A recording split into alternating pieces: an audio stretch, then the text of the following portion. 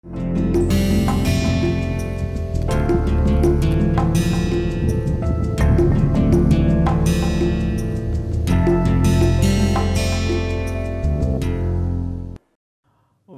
back, my dear friends. A very good morning, good afternoon, good evening to all of you wherever you are in this part of the globe. And this is DADM 3, which is Data Analysis and Decision Making 3 under the NPTEL MOOC series.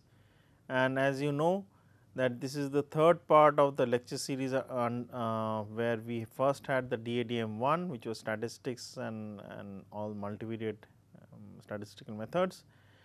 Then you had DADM 2, which was to do with different concepts related to the utilization of heuristic methods, meta heuristic techniques, so on and so forth, and then we have the DADM 3, which was more to do with optimization and operational research. So, this total course is for 12 weeks, which is 60 lectures, which when converted into number of contact hours is 30, because each lecture is for half an hour, and each week we have 5 lectures each for half an hour, and after each week we have one assignment. So, if you can see from the lecture, we are in the 8th week. So, you have already taken 7 assignments. After the end of this lecture, 40th in number, you will basically take the 8th week assignments, and in totality you have 12 weeks, and after that end of the course you will take the final examination. My good name is Raghunandan Sengupta from the IME department at IIT Kanpur. If you remember, we were basically discussing the concept of integer programming problem solution and how the Gomori cuts would basically be brought into the picture. So, just to recap, you had one problem, very simple problem, which was x 1 minus x 2, which has to be solved, maximization, and there were constraints of the less than type, both of them were.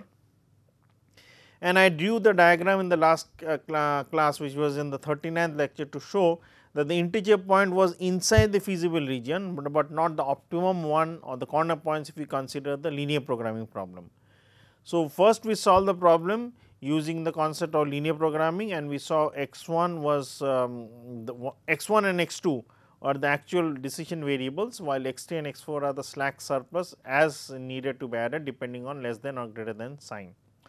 So, in this case the problem formulation was that we added x 3 and x 4, x 3 for the first constraint, x 4 for the second constraint, and once you solve the problem, you found out x 1 value was non-zero, but not an integer, x 2 value was 0, and obviously we can consider that as an integer, x 3 and x 4, which technically should be 0 in the best optimum solution, we found x 3 was non-zero and x 4 was basically 0. So, here was the solution. I should have also brought it as a part and parcel of the 40th lecture, but still this was the last slide which we were discussing. X 1 3 by 2 actually should not be 3 by 2, some integer values. What we do not know, we have to solve it.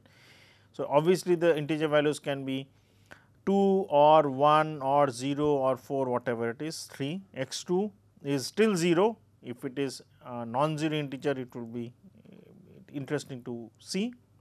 X 3 and x 4 actually when you solve the problem should actually be 0, but it may not be possible considering the constraints how they have been formulated, and the z value is 3 by 2. Now, see here very interesting thing. If you consider the first constraint, the x, and actually which should not, the x 1 value is basically 3 by 2 as we found out.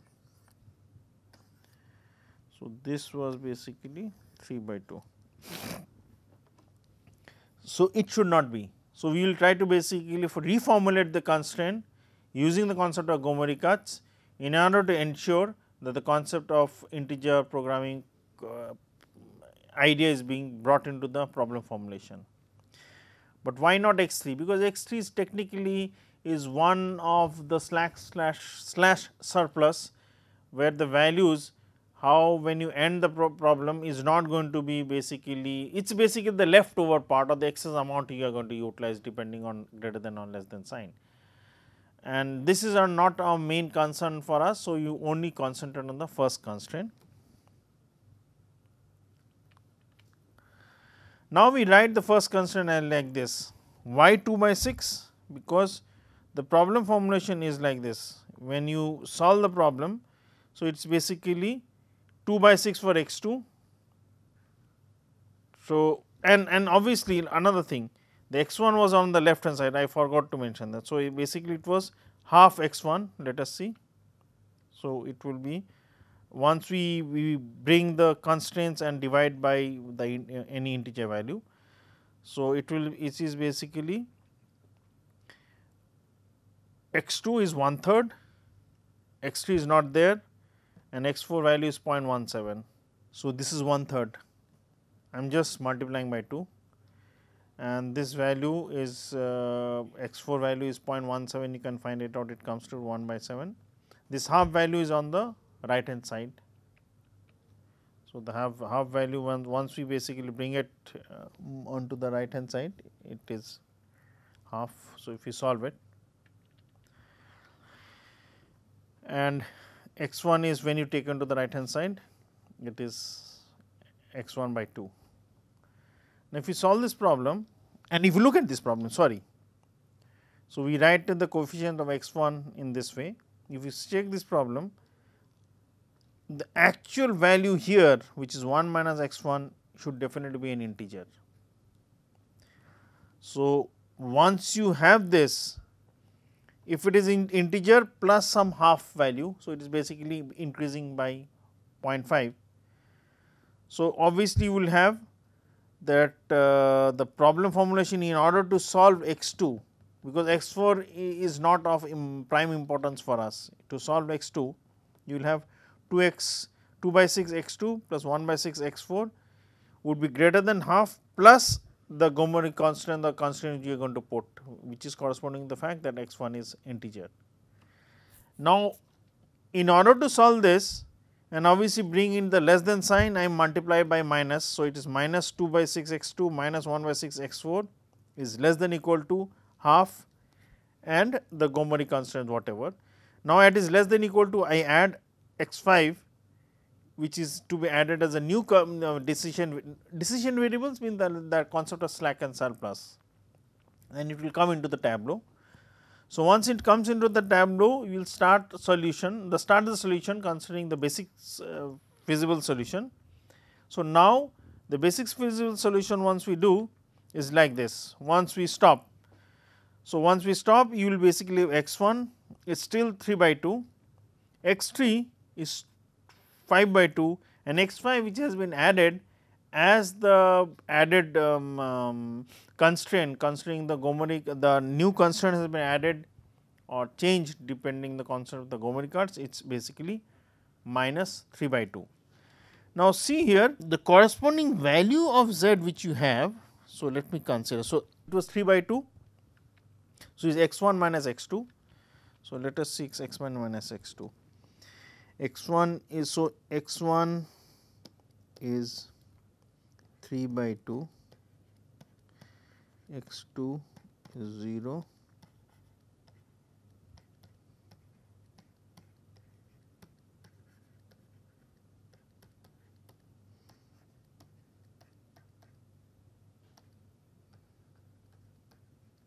so these are the decision variables. I will use another color.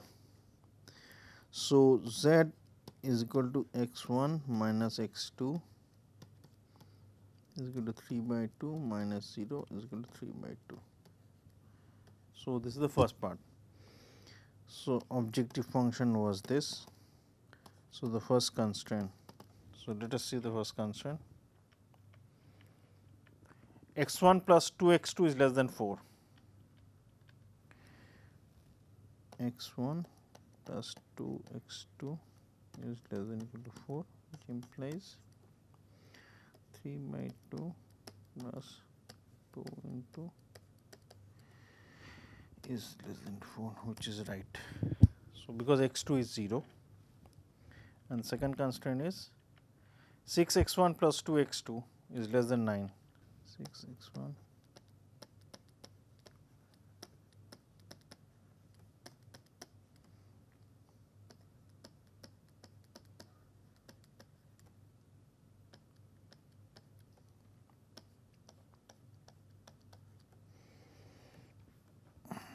okay, I should write like this, wait, I should write like this.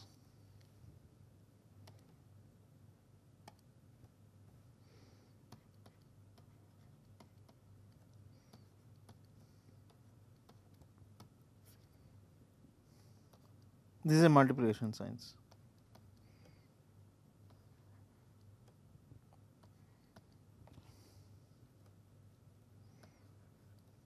Now, see the interesting part.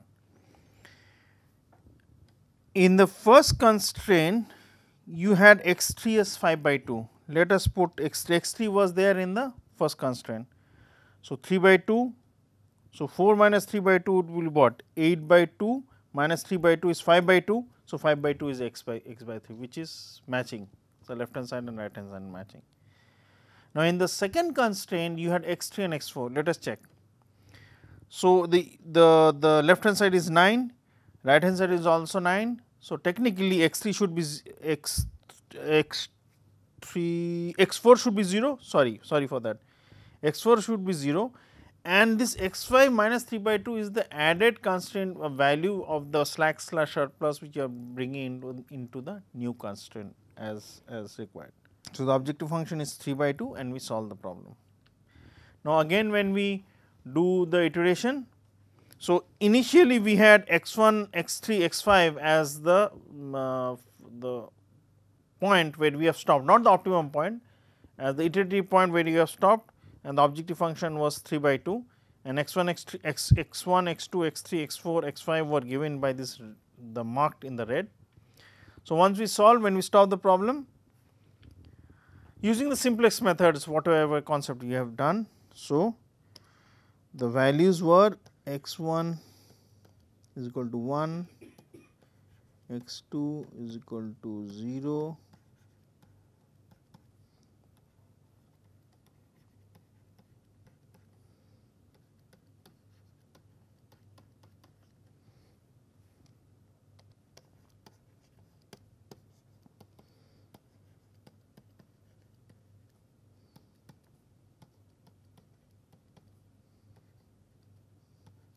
so, see here very interesting fact, the objective function which we have solved using the linear programming problem, considering there were no integer constraints or integer concept brought into the decision variables, was 3 by 2. Now, it is 1, obviously it should be technically less, because if you remember the diagram which you have drawn, the feasible region, the points which were inside the feasible region, considering that those are integer points, was less than 3 by 2 actually as it should be for z. So, it is 1 here. So, x 1 plus 2 x 2 .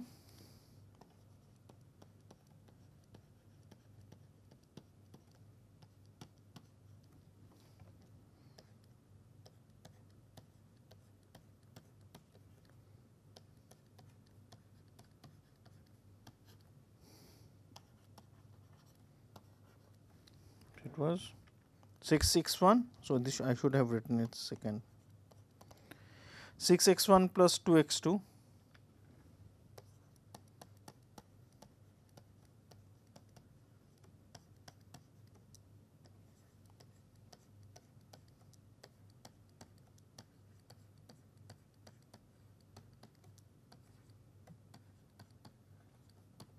Now, let us check x 1 in the first constraint, x 1 is 1, x 2 is 0. So, if I put everything in the first constraint, I have 1. So, what should x 3 be? Because on the right hand side I have 4, on the left hand side I have 1. So, x 3, the slack slash surplus is 3, as it is, it should be, which matches with this. In the next constraint I have, which was 6 on the left hand side, right hand side was 9. So, if I basically find out the values accordingly, so it should be, this is a changed variable. So, obviously, you will basically have 1 for x 4 and x 5 is 0, because it is that shifts have been there corresponding the changed Gomori cut planes have been added accordingly. So, once you solve the problem, your values are 1 3 1 for x 1, x 3 and x 4, while x 2 and x 5 are 0, and the objective function basically should be 1, and you solve the problems accordingly. So, you have basically found, by shifting the corresponding main constraints which was corresponding to the first constraint in the tableau, you change the constraints and basically solve the problem using the linear programming to obtain the optimum solution in the integer programming case. I will come to one problem solution for the branch and bound method also, but which is the next method, and I will discuss about that in details first. Now, integer programming problem, when you are solving, the concept of Gomori cuts was basically you are taking cuts or shifting the overall boundary. It is basically like you are slicing the cake and slowly doing away with some of the actual feasible region which was applicable for the linear programming part, and then making the overall space much more restricted, in the sense that the corner points would be corresponding to the integer solutions only for the decision variables. Now, in the branch and bound method, the concept means, as the word says, you basically branch out at each and every steps. So, as you branch out, you will basically try to ask the question that the branching which you are doing are whether they are permissible. If they are not, you stop and you put some bounds depending on which direction you will go. So, if it is a maximization problem, we will go in the direction where the objective function will keep increasing depending on the integer values which are integers, the decision variables which are integers. And in the case if the branching or is not possible and you have reached a dead end considering the concept of degeneracies points are there, unbounded concept or whatever are there, you will stop there. And you will branch out in that direction for the minimization problem in the exactly the same way that you will basically try to reach the minimum point. So, this is the so you basically a tree start from the optimum solution, not the optimum solution, from the initial solution from the linear programming, and then branch out depending on the decision variables which are integers, and basically go into the direction where it gives you the best optimum solution for movement. So, that means it is basically a tree, a primary, then secondary, and so on and so forth. So, if you remember, we had discussed the AHP problem, analytical hierarchy process problem in DADM 2. So, there were hierarchies. So, you will basically consider that sort of hierarchy where the branching is goes and gets more enhanced and more detailed as you go down the tree. So, the mixed integer linear programming or MIP problems are generally solved using the concept of linear programming based on the branch and bound technique. So, branch and bound technique which I will basically discuss accordingly. So, in the original MIP, mixed integer linear programming, you remove all the integrability restrictions. The integrability constraints are basically corresponding to the fact that x1, x2, x3, x4 are integers. You will basically remove them and you will solve them. So, that means you are doing the same method, same concept as you have done for the Gomori cut method. So, the resulting linear program which you will get, it would be basically the LP relaxation of the original mixed integer programming problem. So, the objective function remains same, the constraints and all these things remain same, you solve it using the simple linear programming and get an answer. So, this problem is solution which you get is for the LP relaxed problem for the original MIP which I have solved. So, basically from there you will start. You will basically solve, as I just said, you will solve the linear programming, that is the LP relaxation on the original MIP. If the results happens to satisfy all the integrability constants restrictions which were there. So, what were the restrictions if you remember? So, the restrictions were whether x1 is integer or x2 is integer. It may be possible that x3, x4 are not integers, they are continuous. So, you will basically check each and everything, and if it meets all the criteria corresponding to that and you have basically reached the optimum solution. So, that is the solution based on which you will report the answer. So, there will be integers, non-integers or continuous and the optimum value for the objective function depending on maximization or minimization. So, the way you have solved it is exactly the same as the linear programming concept using the Tableau method, the simplex method.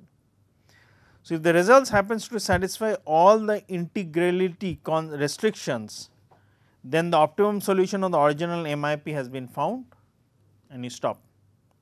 If not, pick some variables that is restricted in the sense they are integers, but whose value in the LP relaxation are fractional.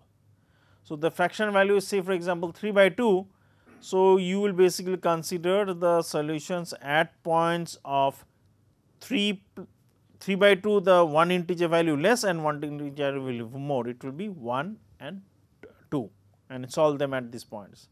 Check for which case the objective function is increasing or decreasing depending on the problem formulation is a maximization or minimization. You find out in the direction where it is going to increase or decrease depending on the problem formulation, you will basically follow that and you will basically take up one at a time those decision variables which are to be integers. Let us say for example, initially you have considered x1, next step say for example, you have to consider x2. So, in this way you will branch out and basically obtain all the integer values which basically when formulated. So, you are trying to basically take all the combinations and stop in the direction where there is no increase in the problem formulation and go increase or decrease and go in that direction where the optimum answer would be reached as required. So, if not, pick up some variables that is restricted to be integers, but whose value in the LP relaxation is fractional. Now, suppose the value which I was saying, suppose the variable is x. So, there are many, it can be x, y or x1, x2, x3 whatever. Consider the variable is x and his value in the LP relaxation is 5.7, you have obtained 5.7. We are not considering the other decision variables which are there, they can be non-integers also, but we are not bothered about them. We can then exclude this value, but in that place we will basically once you are at 5.7, you exclude that value, then you basically branch out.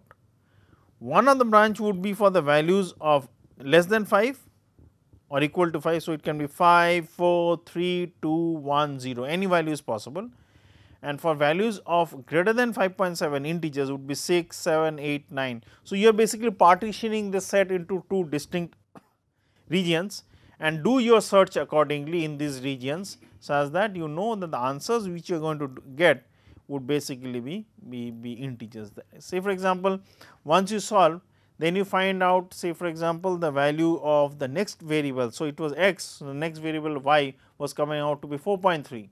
So, now you will basically take the values of 4, 3, 2, 1 for and 0 for y, and the other branch would basically be 5, 6, 7, 8, 9. So, obviously, it would mean that in which direction you have gone for x, x is now fixed as at a value of say for example 5, and then y would basically be optimized accordingly by taking the integer values.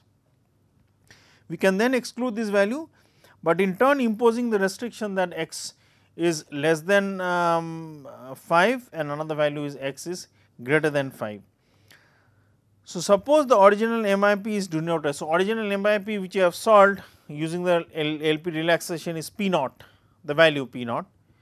Then we will denote the MIPs for the branches would be, obviously they would remember there would be 2 branches only, not more than 2. So, at each and every step which you do.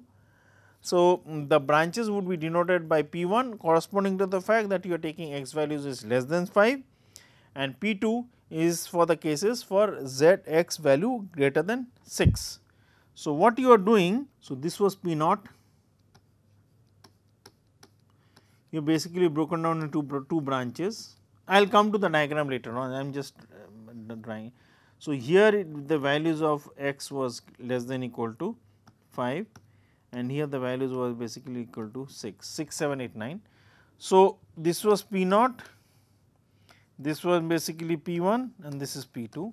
So, out of them one is basically excluded. Say for example, this is excluded, and because the value which you are going to get for the maximization problem would be higher, say for example, for values of x less than 5, and then you will basically branch out here depending on the y values, and y values say for example, one is coming out to be less than equal to 10 and y value is coming out to be less than equal to 11, and consider that this value is ruled out depending on the objective function which is maximization. You will basically take this route and then go accordingly lower down primary, secondary, tertiary, and then reach the solution. So, and each and every step you are calculating the objective function.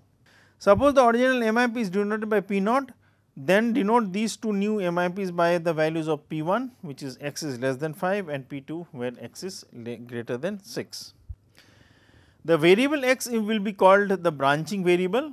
So, each and every step there would be one branching variable. So, it would not be 2, you will basically consider one at a time, and we say to have basically branched on x, producing two sub MIP problem solutions, which is given by the values of P1 and P2. Then say for example, you go for y, it will be say for example, P3, P4 and then go accordingly. So, P1 may take the route, P1 is excluded say for example. So, P2 will take the route again P3 and P4. Say for example, P4 is excluded. So, it will be P1, P2 and P3. Then P3 is again goes into P5, P6, 6 is 5 is excluded. So, you will basically go from P2, P3 and P6 and basically go in that direction and each and every step. If we can compute the optimal solution for each of this P1 and P2, then we will take the better of these two solutions. Better is the word which you are using depending on whether it is a maximization problem or the minimization problem. Then we take the better of these two solutions and it will be optimum to the original problem solution, which was P naught. So, we are trying to basically find out the best solution nearer to P naught depending on the decision variables if they are integers. So, P naught was basically the solution for the linear programming problem, which is the best solution if we could basically have x, all the x's as non-integers. So, in that case either P1 and P2 would be closer to P naught and then we will go down in the direction as I said P3, P6 and so on and so forth. We replace P naught by two simpler or at least more restricted MIPs. So, you are restricting the MIPs in the sense that you are slowly restricting the values of x's to be integers only, and then you will basically go along the direction and go from the top down method. We now apply the same idea to these two MIPs. So, these two MIPs which you have got. So, one of them is giving you a better answer. So, with respect to the others, and but it is not degenerate or not suboptimal. In the suboptimal is not infeasible. So, we will basically consider them and then branch out, but in the process when you are doing the branching, you will find out that some of them would be not feasible, or they would be degenerate, or they are infeasible points. So, those points at which you stop infeasible, degenerate, you stop there, you do not basically go down further down the tree, but only you will restrict your searches to the ones which are feasible points.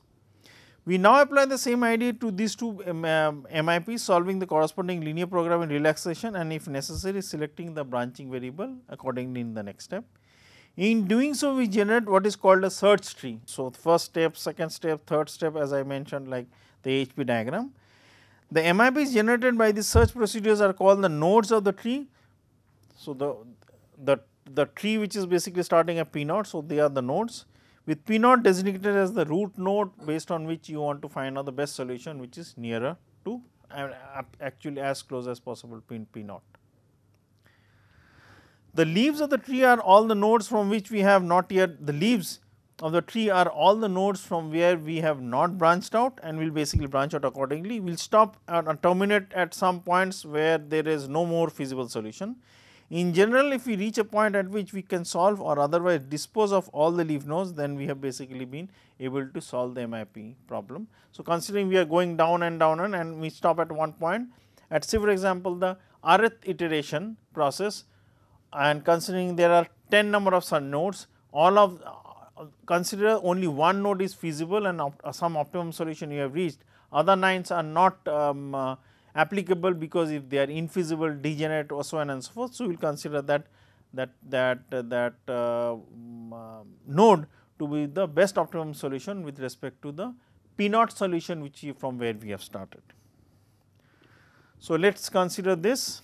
So, say for this is a diagrammatic representation. So, for example, you have P naught, you have gone to P1, P2 depending on the values of x is less than 5, x is greater than 6. Then say for example, when I go from P2, I go into this second node. So, obviously, the branches are there and one of them are degenerate, I stop, degenerate stop, degenerate stop, degenerate stop. This means it is not possible to go further down.